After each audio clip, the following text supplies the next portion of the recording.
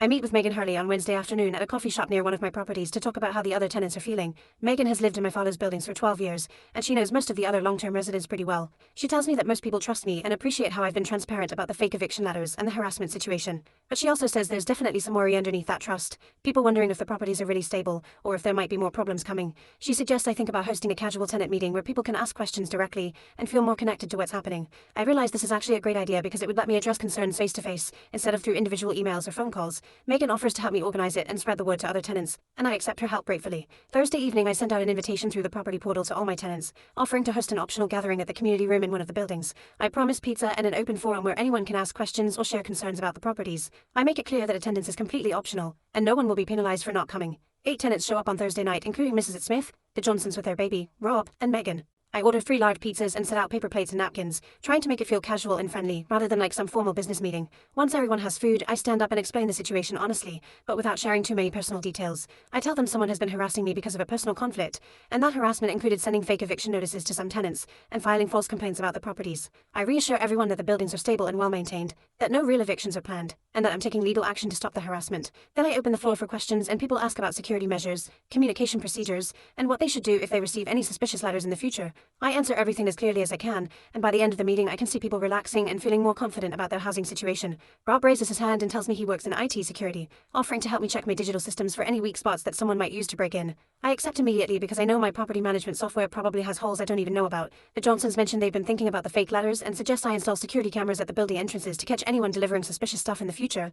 I write that down in my phone notes because it's actually a smart idea I hadn't thought of yet. Megan adds that having cameras would make everyone feel safer too, knowing there's a record of who comes and goes. The meeting wraps up around 8:30, and people leave looking way more relaxed than when they arrived, several of them thanking me for being honest about everything. I clean up the pizza boxes and paper plates, feeling better than I have in days, because my tenants actually support me instead of believing whatever lies Christopher's family might spread. Friday morning I call 3 different security companies to get quotes for camera installation at all 6 buildings. The first quote comes back at $11,000 and I almost choke on my coffee. The second is $9,000, the third is $10,000. I sit at my kitchen table staring at the numbers and doing math in my head about how many months of rental income this represents. But tenant safety matters more than the cost, and having video evidence if Christopher's family tries anything else could be important for legal reasons. I approve the middle quote and schedule installation for the following week, transferring money from my emergency fund to cover it. Rob texts me that evening asking when I'm free for him to look at my digital security setup. I invite him over at 7 and he shows up with his laptop and a whole toolkit of stuff I don't recognize. He spends 3 hours going through my property management software, my email accounts, my banking access, and my website backend. He finds 4 places where my security could be better, including weak passwords I've been using for years,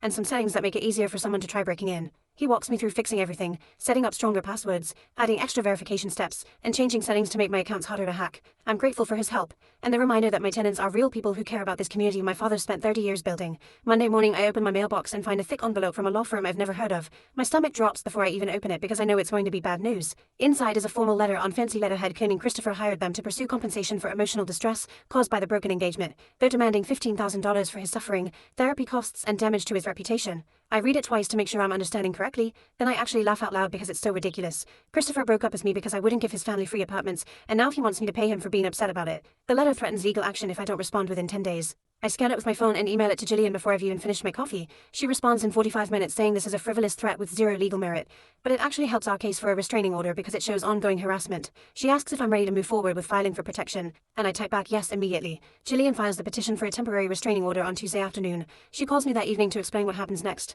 The court scheduled a hearing for the following week, where I'll need to testify about everything Christopher and his family have done since the engagement ended. She lists out the evidence we have piled up now. Fake eviction notices to 5 tenants, false complaints to the housing department, attempted hacking of my accounts, violation of the cease and desist letter by contacting me directly, Darlene's Facebook posts, and now this stupid legal threat. Jillian sounds confident when she tells me we have a strong case, but I'm already nervous about having to face Christopher in court and talk about all of this in front of a judge. She reminds me to stick to facts, speak clearly, and not let his lawyer rattle me with questions. I spend the rest of the week trying not to think about the hearing too much. That week I forced myself to focus on normal property management work that got pushed aside during all the chaos. I process rent payments from all my tenants, schedule routine maintenance for 2 buildings that need gutter cleaning, review 3 lease renewals coming up next month, and respond to a maintenance request about a leaky faucet. The boring everyday tasks actually calm me down because they remind me that most of my business runs fine, despite Christopher trying to destroy it. My father built something solid over 30 years of careful work. It's going to take more than fake letters and Facebook posts and frivolous legal threats to tear down what he created. I drive to the building where the faucet needs fixing and spend an hour helping the maintenance guy replace the fixture. The tenant thanks me for coming so quickly, and mentions she's been living there for 8 years. and never her landlord who cared this much. Her words stick with me for the rest of the day. Wednesday afternoon, I'm doing a maintenance walkthrough at one of my properties, checking smoke detectors and looking for any issues that need addressing. I walk out to the parking lot and freeze because Tony is there unloading moving boxes from a truck. He sees me and waves like everything is normal, like he's supposed to be here. I walk over and ask what he's doing. He says Christopher told him the apartment on the second floor is his, and he's moving in this weekend. I stare at him for a few seconds, trying to process the level of delusion required to think this is okay. I tell him clearly that he needs to leave the property right now or I'm calling the police for trespassing. He argues that Christopher promised him the apartment and I'm being unreasonable, and his brother wouldn't lie to him about something this important. I pull out my phone without saying anything else and start dialing 911 while maintaining direct eye contact. Tony's face changes when he realizes I'm serious. He loads his boxes back into the truck and leaves, but not before telling me I'm going to regret this. I sit in my car for a minute after Tony drives away, my hands shaking from adrenaline. Then I call the police non-emergency line and explain what just happened. An officer arrives 30 minutes later, and I give him Tony's full description, his truck details, and explain the whole harassment situation, including the upcoming restraining order hearing. The officer takes detailed notes and says he'll file a trespassing report and add it to the existing case file about the fake evictions. He agrees to have patrol cars drive by the property more often to watch for Tony coming back. He also mentions that this incident strengthens my case for the restraining order because it shows the harassment is escalating to physical presence at my properties. I thank him and drive home feeling shaky but glad I called instead of just letting it go. The restraining order hearing arrives on Tuesday morning, and I sit in the courthouse waiting room at 8:30, reviewing my notes and trying to calm my racing heart. I've got all my evidence organized in a folder, printed copies of everything Jillian said we might need. Jillian shows up at 8:45 looking professional and calm, which helps me feel slightly less like I'm going to throw up. She sits next to me and goes over everything one more time, reminding me to stick to facts, speak clearly, answer only what's asked, and not let Christopher's presence or his lawyer's questions rattle me. We walk into the courtroom at 9 and Christopher is already there with a different attorney than the one who sent the stupid demand letter. He's wearing a suit and tie, looking angry and self-righteous like he's the victim in all of this. His lawyer is a middle-aged woman in a grey suit who looks bored. The judge enters and we all stand, then sit back down when she tells us to. I testify first and it takes about 20 minutes to walk through everything. I start with the broken engagement and Christopher's demand that I house his family for free in my rental properties. Then I go through the fake eviction notices sent to 5 of my tenants 2 days after the breakup, complete with forged signatures and fake letterhead. I present the housing complaint filed falsely claiming unsafe conditions, which the inspector found completely baseless. I show the access logs proving someone tried to hack my property management account multiple times. I present the cease and desist letter Jillian sent, and the text message Christopher sent me anyway, violating those terms. I show screenshots of Darlene's Facebook posts about me. I present the ridiculous legal demand letter claiming I owe Christopher money for emotional distress. Finally, I describe Tony showing up at my property with moving boxes last week, refusing to leave until I threatened to call the police. I hand over copies of police reports, inspection reports, forged letters, and documentation of the financial impact this harassment has caused. Christopher's attorney tries to suggest I'm making false accusations to hurt Christopher's reputation, but Jillian objects immediately, and the judge sustains it, looking clearly unimpressed with their defense strategy. Christopher testifies next and claims he never sent any fake eviction notices and has no control over what his family members do. He tries to distance himself from everything while also claiming I'm overreacting to normal post-breakup conflict. His testimony sounds weak and unconvincing because he can't explain the timing of everything happening right after our engagement ended. He can't explain why his brother showed up at my property thinking he had an apartment. He can't explain why his mother posted about me on Facebook. The judge asks him directly why he contacted me by text after being legally instructed not to, and he stumbles through some excuse about needing closure and not thinking the cease and desist applied to a simple text message. His lawyer tries to argue that there's no proof Christopher personally sent the fake letters or filed the false complaint, which is technically true but completely misses the obvious pattern. The judge looks skeptical during the whole thing, writing notes and occasionally glancing at me with an expression I can't quite read. The judge shuffles through the papers one more time, and then looks directly at Christopher before addressing the courtroom. She grants a 1-year restraining order prohibiting Christopher from contacting me directly or indirectly, coming within 500 feet of my home or any of my properties, or making any posts about me on social media. Her voice is firm when she warns that any further harassment, including through family members, will be considered violation of the order and could result in criminal charges. Christopher's face goes pale and his lawyer puts a hand on his arm like she's worried he might say something stupid. I feel a wave of relief so strong I almost cry, and I hold it together until we're out of the courtroom. Jillian gathers her files quickly and we walk down the hallway toward the exit without speaking until we're outside. She walks into my car in the parking garage and reminds me the restraining order is a tool, not a magic solution, so I need to stay alert and write down any violations immediately. She also mentions that the order puts Christopher's family on notice that continued harassment has real legal results, which should stop Darlene and Tony from further action. I thank her for everything she's done over the past month, and she tells me to call immediately if anything else happens. I drive home feeling later than I have in weeks, but also weirdly on edge, like I'm waiting for the next attack. Over the next few days the harassment stopped completely, and the sudden silence is almost weird after weeks of constant stress. No fake letters show up in my tenants' mailboxes, no social media posts appear about me, no trespassing incidents at my properties, no threatening emails in my inbox. I start to relax slightly though I'm still checking my security cameras way too much and looking at my accounts for strange activity. Laurel comes over for dinner Wednesday night and reminds me that healing from this kind of constant harassment takes time, and I shouldn't expect to feel normal immediately. She's right, but I keep waiting for the other shoe to drop. 4 days after the hearing, I receive an email from Rachel checking in and letting me know she had a serious talk with her mother about boundaries and legal results. Rachel says Darlene is angry about the restraining order, but understands she could face charges if she continues posting about me or pushing her sons to harass me. Rachel also mentioned she's focusing on law school and staying away from her family's drama, which I respect and appreciate. I write back thanking her for reaching out and wishing her well with her studies. 3 weeks after the restraining order, I finally feel stable enough to deal with the vacancy created when one tenant chose to move out during the height of the chaos. I list the apartment at fair market rate and screen people carefully, checking references and employment history thoroughly. I select Isabella Ruiz, a teacher with great references and a stable job at the local middle school. She moves in smoothly, pays her deposit and first month's rent on time, and tells me she appreciates how well maintained the building is. Having a good tenant fill that vacancy feels like closing one more chapter of the nightmare Christopher created. I also start working on the security and paperwork improvements suggested by Alden during his inspection. I create better systems for tracking maintenance requests, using a simple spreadsheet that logs the date, issue, action taken, and cost. I organize all my inspection reports into clearly labeled folders, both digital and physical. I update my lease files to include better documentation of tenant communication and payment history. The work is boring and takes hours,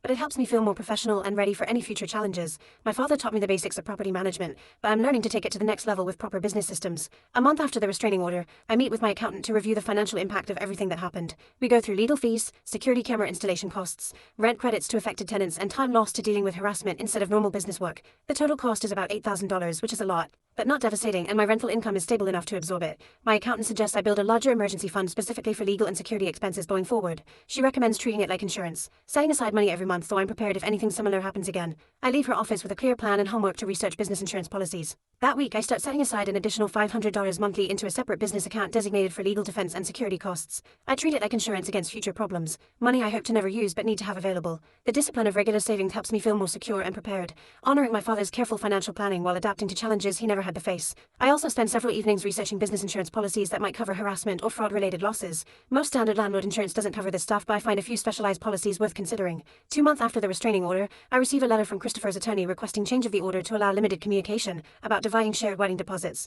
My stomach drops when I see the return address, but I call Gillian immediately instead of opening it alone. She tells me to scan and send it to her, which I do within minutes. Gillian calls back an hour later saying all such communication can happen through attorneys, and we respond declining any change but offering to help with financial settlements through legal channels only. Christopher's attorney agrees, and we arrange for the return of my portion of deposits without any direct contact. The wedding vendor refunds total about $3,000, less than I'd hoped but more than nothing. I deposit the money into my emergency fund, and feel a sense of completion I didn't expect. Closing out these final financial ties to Christopher feels like dropping weight I didn't realize I was still carrying around. I delete his contact information from my phone, block him on all social media platforms I use, and file the legal documents in a box labeled closed cases in my home office. I stand in my office looking at that box on the shelf, and realize this chapter is actually finished now. The next Saturday morning I meet Rachel at a coffee shop downtown, sliding into the booth across from her while she's already working on a latte. She looks different somehow, more confident maybe, and she tells me law school is going really well. She's decided to focus on family law after watching everything that happened with her family and mine, seeing how legal systems can either protect people or fail them completely. She apologizes again for how her mom and brothers acted, saying she's embarrassed by the whole thing and hopes I don't think badly of her because of them.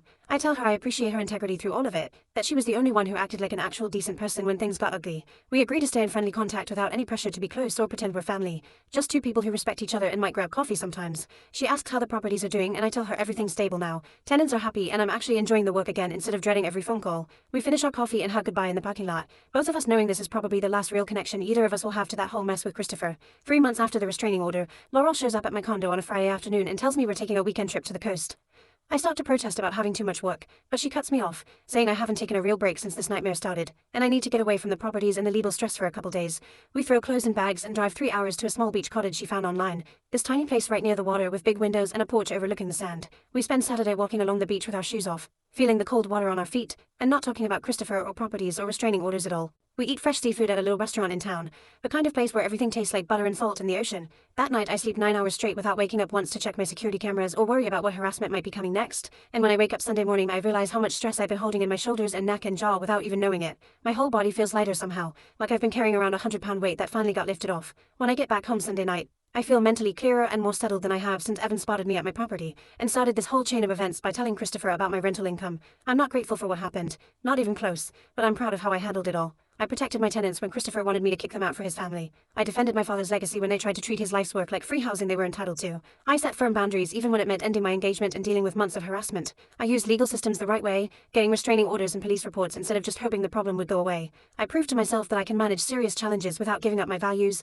or letting people pressure me into doing things I know are wrong. That week I schedule individual meetings with my long-term tenants, starting with Mrs. Smith and Megan. I want to thank them for their patience during all the chaos and get their honest feedback about how I handled everything. Mrs. Smith invites me into her apartment and makes tea, the way she always does, and tells me she was never worried because she could see I was protecting everyone. She says my transparency during the crisis actually made her trust me more, not less, because I treated them like real people instead of just income sources. Megan says basically the same thing when I meet her for lunch, that most landlords would have hidden the harassment and left tenants wondering what was happening, but I kept everyone informed and made sure they knew their leases were safe. The Johnsons send me an email saying they appreciate how I fought to keep them in their home when Christopher's family wanted their unit. Rob tells me he respects how I stood up to people trying to take advantage of me. Mrs. Smith walks me to her door when I'm leaving and puts her hand on my arm, looking me right in the eye. Your father would be so proud of how you protected his buildings and the community he created here, she says, and I have to blink back tears because that's exactly what I needed to hear. 4 months after the restraining order, I established a formal tenant advisory committee with Megan as chair, Rob handling communications and representatives from 2 other buildings I own. We'll meet every 3 months to discuss property issues, upcoming maintenance needs, and any concerns people have about the buildings or management. The structure creates real accountability and gives tenants a direct voice in how things are run,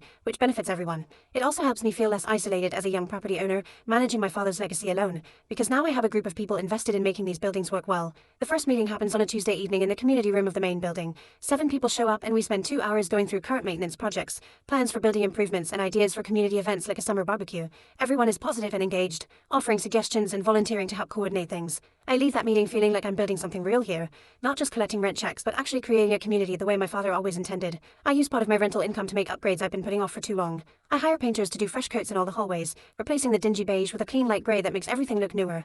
I install new lighting fixtures in common areas, the kind with motion sensors so they're not running all night wasting electricity. I order updated mailboxes with better security locks after some tenants mentioned concerns about mail theft. I pay a landscaping company to clean up the gardens at 2 properties, pulling weeds and planting some flowers and trimming the bushes that had gotten overgrown. The whole project cost about $8,000, which makes me wince when I write the checks, but the results are immediate. The buildings look cared for instead of neglected. Several tenants stop me to comment on how nice everything looks, and I feel like I'm finally moving forward, instead of just defending against attacks from Christopher's family. 5 months after the restraining order, I attend a local property owners association meeting after seeing a flyer at the hardware store. I walk into a community center conference room where about 20 people are sitting around talking about contractor recommendations and tenant screening procedures. I introduce myself as someone who recently inherited 6 buildings and is still figuring everything out, and people immediately start offering advice and sharing their experiences. I meet other small landlords who own just a few properties like me, not big corporate operations but regular people trying to provide good housing and make a living. I realize I've been so isolated in my approach, trying to figure everything out alone, when there's actually a whole community of people doing similar work who are happy to help. I joined the association officially that night, paying the yearly membership fee and signing up for their email list. I start attending the monthly meetings regularly, learning something new each time. Through the Property Owners Association, I learn about better insurance options that cover more than my current basic policy. I learn about property management software that would streamline my rent collection and maintenance tracking, instead of the messy spreadsheet system I've been using. I learn strategies for building long-term tenant relationships that reduce turnover and keep good people in my buildings for years. I implement several suggestions over the next few weeks, switching to new software that saves me hours of administrative work each month. The business feels more sustainable and less overwhelming when I have actual systems in place instead of just reacting to whatever comes up. At one meeting, I meet a woman named Kendall who recently inherited 3 buildings from her parents and is dealing with family members who think they should get free apartments. I volunteer to mentor her through it, meeting for coffee and sharing everything I learned about protecting assets and managing family pressure. Helping her actually helps me process my own experience, turning something painful into something useful. 6 months after the restraining order, my life has settled into a new normal that feels stable and purposeful. My rental income comes in consistently every month, right around $12,000 like it always has. My tenants are happy and my buildings are in better shape than when this whole thing started. My security systems are solid with cameras at every building and good documentation procedures. I have professional support networks through my attorney Jillian and the Property Owners Association. I still check my security cameras regularly and maintain careful documentation of everything, but the constant worry has faded to reasonable caution. I'm sleeping well again, eating normal meals instead of stress snacking, and actually enjoying property management work instead of dreading every tenant call. I visit my father's grave on the anniversary of his death, bringing flowers and sitting on the grass next to his headstone. I tell him everything that happened this year, the whole story from start to finish. I tell him about Christopher discovering the properties and demanding his family get free housing. I tell him about ending the engagement and the harassment that followed, the fake eviction notices and false complaints and months of legal battles. I tell him about the restraining order and how everything finally stopped. Most importantly, I tell him how I protected his legacy, keeping his buildings and his tenants safe when people tried to exploit what he built. I feel his presence in the well-maintained buildings he left me, in the stable community of tenants who trust me to treat them fairly, in the financial security his careful work over 30 years provided. I promise him I'll continue honoring his values of fair treatment and quality maintenance, and building community through affordable housing that regular people can actually afford. I promise I'll keep learning and improving, but never compromise on the principles he taught me about treating tenants like human beings and taking pride in providing good homes. I sit there for a long time watching the sun move across the grass, feeling peaceful in a way I haven't felt since before Evan spotted me at that property, and everything fell apart. My father built something solid and good, and I protected it when people tried to take it from me. That's worth everything. 6 months after the restraining order, Laurel and I sit across across from each other at our favorite Italian restaurant downtown, the one with the red checkered tablecloths and garlic bread that arrives warm in a basket. She raises her wine glass and tells me she's impressed by how I handled everything. She points out I could have given in to Christopher's demands just to avoid conflict. I could have sold the properties to escape the stress. I could have let the harassment break me down until I couldn't function. Instead, I stood firm and built something stronger than what existed before. Her words make me see my own growth in a way I hadn't fully recognized while living through it. I protected my father's legacy while also protecting myself, and that took more strength than I gave myself credit for. The next week, I sit at my home office desk with a blank spreadsheet open and start drafting a comprehensive business plan for the next 5 years. I map out maintenance schedules for each building, noting when major systems like roofs and HVAC units will need replacement. I create capital improvement budgets accounting for upgrades that will increase property values while keeping rents affordable. I outline rent adjustment strategies that balance fair market rates with tenant retention. I even sketch out expansion possibilities, researching neighborhoods where distressed properties might become available. The planning process shifts something in how I see these buildings. They're not just my father's legacy anymore. They're my business that I'm actively building and improving. I'm not simply maintaining what he created. I'm developing it further while staying true to his core values of quality housing and fair treatment. The distinction matters more than I expected. 7 months after the restraining order, I receive an email from Gillian forwarding a brief message from Christopher's attorney.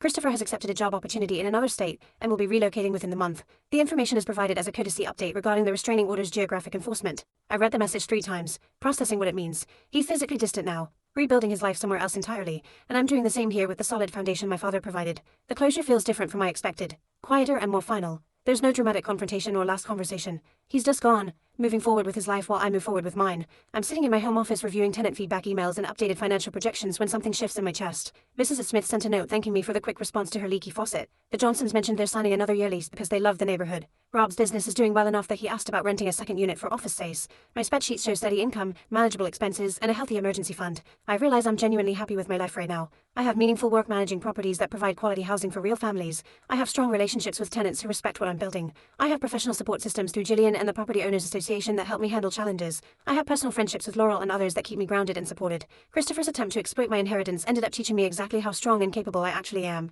I'm grateful for the clarity that came from standing firm on my boundaries and protecting my values, even when the cost was high and the fight was exhausting. My father built something worth protecting, and I proved I could do exactly that. The end. Thank you for watching.